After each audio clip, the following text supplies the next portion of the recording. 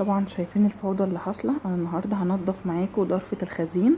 فالعلب دي المفروض بتتحط في مكان لوحده اصلا. انا كنت حاطه ده على ده، دي علب التلاجة. النهارده بقى هنشوف هنعمل ايه مع بعض. يلا بينا نتشجع ونشوف هنعمل ايه. انا طبعا بقى ايه هبتدي بالضرفه دي، هي متدمره. انا المفروض الاول كنت بعملها كل شهر. بصوا هي الاول ايه دي كده تلف. ده الحامل اللي انا بصور بيه. بصوا بقالي فتره بشيل وبحط وبسحب منها ومش برتبها. المفروض زي ما بقول لكم كنت بعملها كل اول شهر او كل شهر، مثلا شهر ونص، اشتري حاجتي وافضي الحاجات القديمه وابتدي ارص من اول وجديد.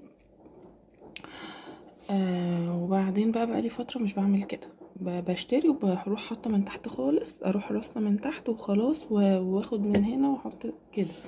فطبعا ده غلط جدا، متعملوش زيي. انا ما كنتش بعمل كده يعني. وطبعا العلب دي مكانها مش هنا، انا بغسلها وبروح حطها هنا عشان ايه، المفروض ان انا برصها في الضرفه التانية. برضو هنرصها مع بعض، في الضرفه التانية. بس فاهم حاجه الاول هعمل ايه. بصوا اهي، هي دي اهي كده، دي كلها هفضيها ودي كمان هفضيها، هطلع كل ده بره واللي تحت خالص. وبعدين ابتدي بفوطه بعد ما افضي كله خالص. فوطه بقى ايه يعني مبلوله كده، ميه دافيه وكلور وشويه بريل او مسحوق المواعين بتاعك. وبعدين هبتدي بقى ان انا المع كويس جدا. تمام، هفضي بقى كل ده الاول ونعمل مع بعض. بصوا انا اهو ببتدي افضي الدنيا اهو، ابتدت تحلو. فضيت اهو اللي فوق دي الضرف الجزء اللي فوق ده اهو، وافضي برضو اللي تحت. بصوا المناديل اللي واقعه هناك دي بقعد ادور عليها واقول ما عنديش يلا لازم ايه نظافه حلوه برضو، لازم كل فتره كده ننضف. متعملوش زيي وتسيبوا لحد ما توصلوا للمنظر ده. اهم حاجه الترتيب والنظافه.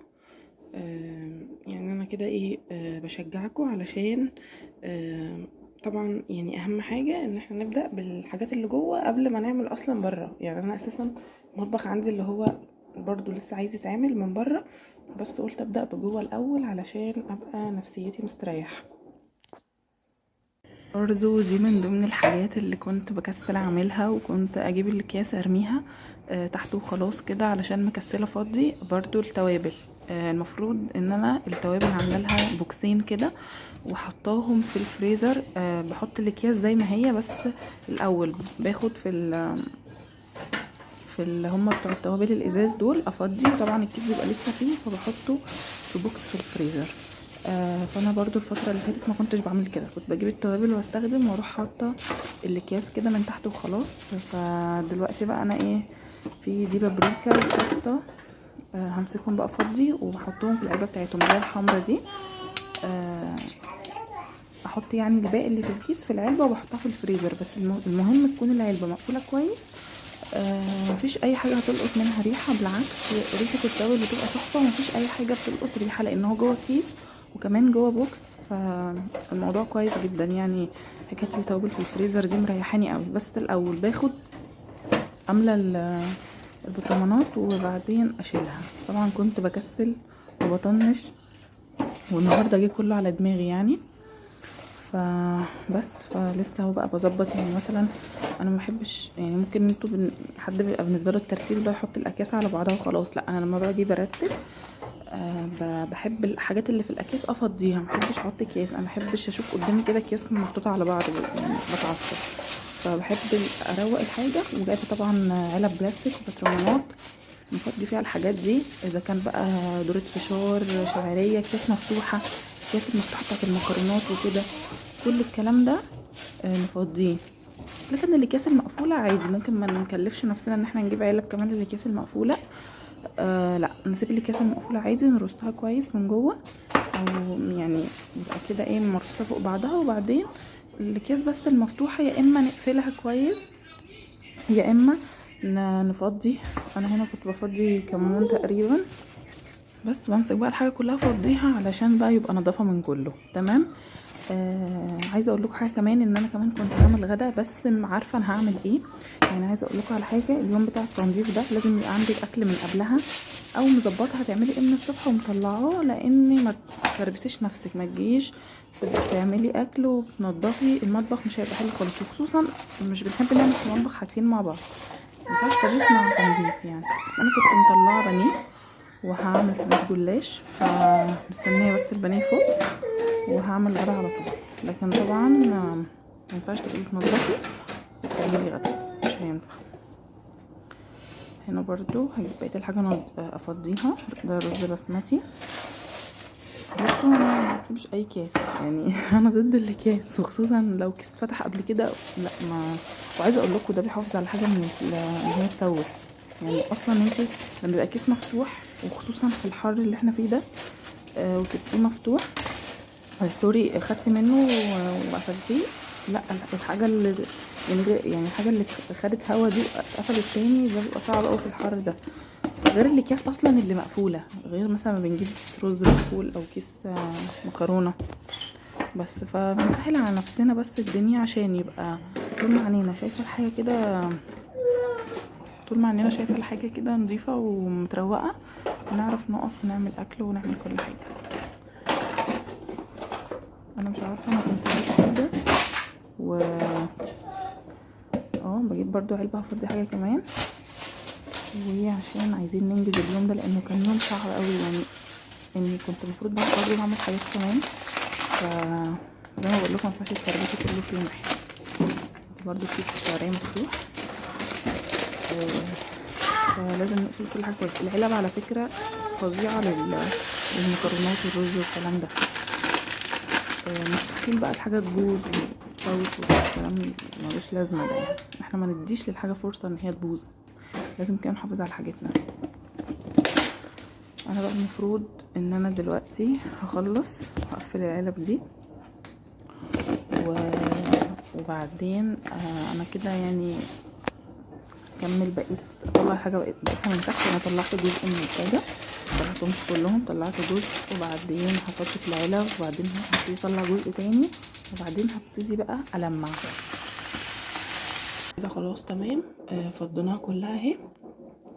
وهبتدي بقى ايه دلوقتي، دي حته ناشفه، هبتدي بقى الم كل الحاجات اللي واقعه دي الاول على الناشف، وبعد كده بقى ايه نجيب الميه الدافيه كده، وشويه ميه دافيه وشويه كلور صغيرين علشان تعقم لي الدنيا دي كلها، وشويه بريل كده، مش عايزين نرغي كتير يعني، لان هي اصلا نضيفه وما فيهاش حاجه، هي بس مجرد الحاجات اللي واقعه كده، ونعقم وخلاص كده. خلاص لميت الدنيا كلها من تحت، طلعت كل حاجه، طبعا حاجات ضايعه وغطيان. عايزه اقول لكم ان انا مش بحتفظ اصلا ببرطمانات، بس مش عارفه ده غسلته وحطيته ليه، مش فاكره اصلا يعني غسلته ليه. وده كمان مش عارفه برضو كنت عايزه احط فيه ايه. يعني ممكن احتفظ باللي هما دول، اللي هو لما بتشيلي الورق اللي عليهم بيبقى شكله حلو. النوع ده من البطرمانات بيبقى شكله حلو، لكن ده انا مش عارفه كنت احط فيه ايه. بس وعلب بقى، طبعا العلب دي مش مكانها هنا خالص، المفروض بحطها في الضرفه اللي فوق، هنبقى برضو نرصها مع بعض. وتوابل، انا اصلا المفروض برضو التوابل اللي هو بقى ايه كسل، اللي هو اخد واحط واروح راميه تحت، ده اصلا التوابل المفروض بحطها في علبه في الفريزر. بس دي الكريمه اللي احنا بنعملها مع بعض. طبعا ايه كام كيس ضايعين مني وانا مش شايفاهم اصلا ورا خالص. بس وحبيت بقى حاجات كده، فطبعا كل الحاجات دي كده ايه هنطلعها ونلمع كده، نلمع كل الحاجات دي ونرصها. وطبعا كل البلاستيكات دي مش مكانها تحت خالص، احنا بس هنرص ايه كيس الشعريه والرز والسكر والكلام ده. والدقيق ده طبعا المفروض كيس الدقيق المفتوحه دي برضو كسل مني، اللي هو ما بحطش دقيق خالص تحت، انا برضو الدقيق بحطه في درج التلاجة. دي معلومه برضو يا بنات، الدقيق بالذات لو مفتوح متحطيهوش ابدا في ظرفه المطبخ، بتفضيه. انا بفضيه في برطمان هوريهولكم، وبحطه في تلاجة، وباقي الدقيق المقفول بحطه في درج التلاجة، عشان الدقيق في الحر او مكان مكتوم مقفول من الحاجات اللي بتسوس، هي والتوابل والشطه. يعني انا الحاجات دي بالذات الشطه دي كزبره، كزبره. الحاجات دي ما بحطهاش خالص في ضرفه المطبخ، سواء بقى بتسوس او مش بتسوس. انا مش بحط حاجه من تحت خالص، انا كل الحاجات دي بحطها في علبه في الفريزر، بتطلعيها ريحتها اكنك لسه مشترياها، وفي نفس الوقت بتحافظي عليها ان هي ايه ما تسوس. طبعا كل البطرمانات اللي ملهاش لازمه دي هنرميها اهو. برضو واحد تاني اهو، كل ده هيترمي، والعلب دي هنرصها مكانها فوق، ونظبط بقى الدنيا. هتلاقي بقى الدنيا راقت خالص معاكي. طبعا كل اللي عندها ضرفه زي دي متبهدله كده تقوم تعملها، وتتشجع كده وتقوم تعملها. هترصي الدنيا على نظافه، وهتشوفي ايه اللي ناقصك. طبعا كان في حاجات بشتريها وهي اساسا ضايعه تحت، فاللي هو هنرص بقى ونشوف ايه الحاجات اللي عندنا والحاجات اللي ناقصانا. وهتلاقي بقى الدنيا راقت خالص وفي مكان كده والدنيا وسعت. فما تكسليش وقومي نضفي. تمام. دلوقتي بقى هعمل ايه؟ همسك الحاجات دي كلها لمعها، وبعدين ضرفه المطبخ دي زي ما بقول لكم هعملها على الناشف، بحته كده على الناشف مبلوله، بحته قصدي ناشفه ناشفه.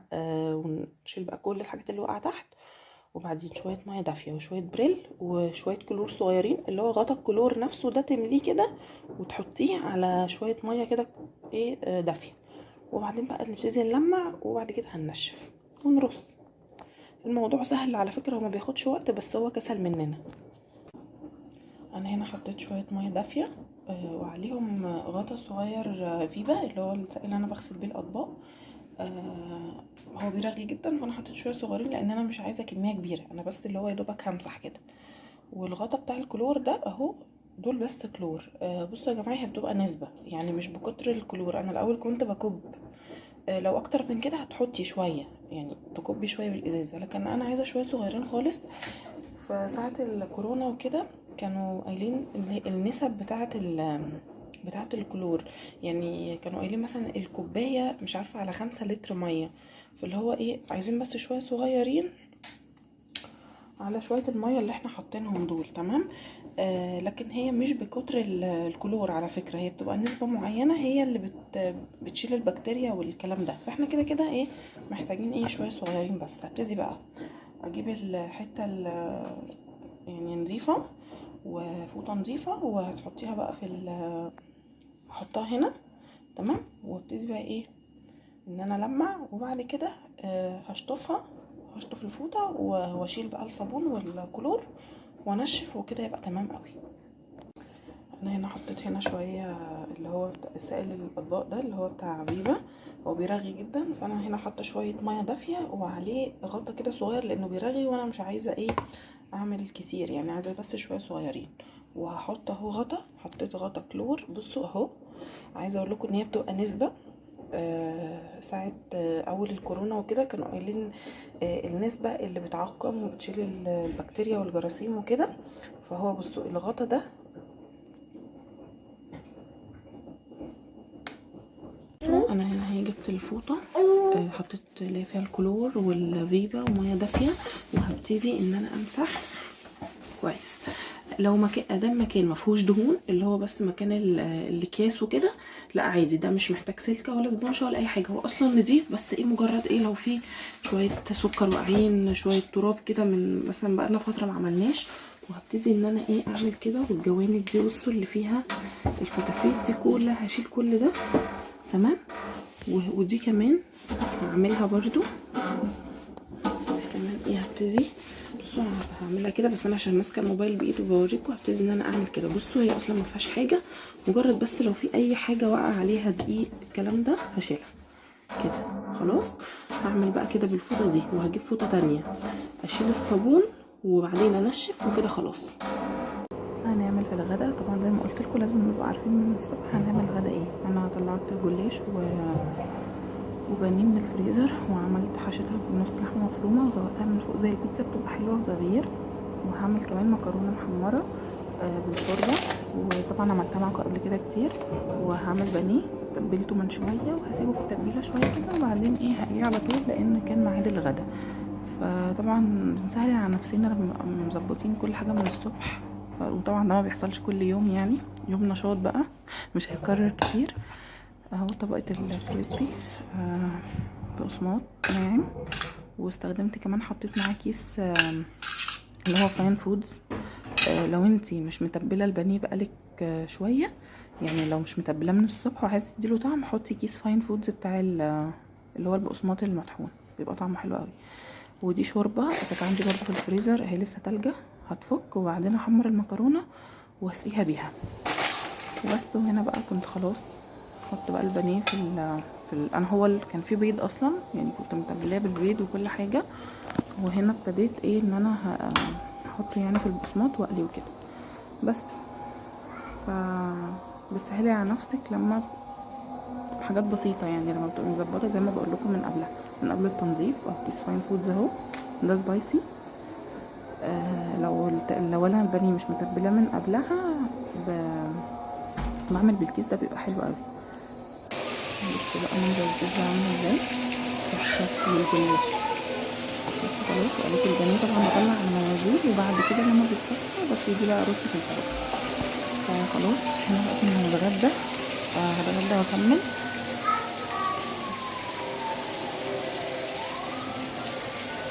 خلاص كنت خلصت الغرفه، عملتها بالفوطه اللي فيها كلور وصابون وميه دافيه، وبعدين شطفتها بفوطه نظيفه، وبعدين بفوطه ناشفه خالص رحت نشفت كويس قوي عشان ده مكان مقفول على طول، يعني مش متهوي مثلا بره، فيعني ما ينفعش يبقى فيها ولا نقطه ميه. وسبت الضرفه مفتوحه بقى تتهوى، وهي بتتهوى ابتديت بقى ايه ارص في الحاجه كده. الحاجات اللي كاسه كانت مفتوحه ومدلوقه وكده، رحت فضيتها في علب علشان ما نخليش اي حاجه في اكياس. بصراحه الاكياس بتخلي شكل المنظر كمان كام يوم عبال ما تاخدي حاجه وتحطيها، بيخلي المنظر ايه متدربك كده ومش منظم وشكله عشوائي. فانا كده خلاص ابتديت بقى افضي في الحاجه، والتوابل فضيتها، وبعدين هرجع احط الباقي في الفريزر زي ما قلت لكم في علب، وخلاص كده وابتدي بقى نرص مع بعض. وده سكر بودر برضو بجيبه، انا بجيب السكر بودر جاهز كده في اكياس من السوبر ماركت. فطبعا بيتفتح، بتاخدي معلقتين وبتسيبي الكيس مفتوح، فبفضيه في العلب واحطه في التلاجة.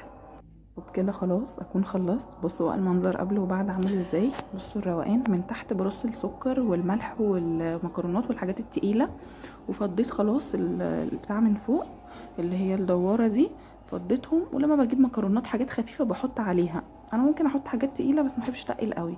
مكرونات، المناديل والستريتش الفويل، حاجات خفيفه عشان برضو ابقى شايفه اللي من تحت، بس بحب احط الحاجات التقيله من تحت.